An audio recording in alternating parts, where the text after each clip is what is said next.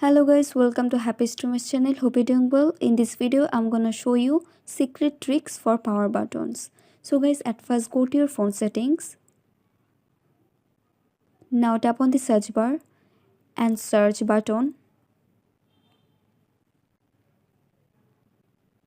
Now tap on the first one, buttons.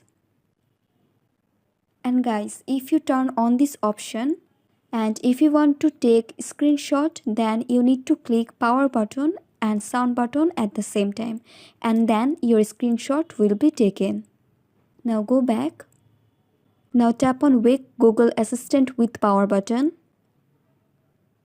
And now guys, if you want to wake your Google Assistant with power button, then you have to press the power button for 5 seconds and then your Google Assistant will be wake up. Now go back and go to press power buttons to end calls.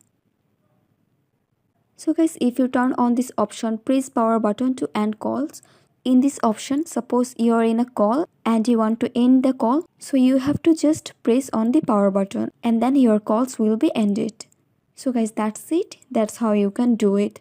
So guys, I hope this video was helpful to you. If it was, then please give a thumbs up and hit the subscribe button. And thanks for watching the video.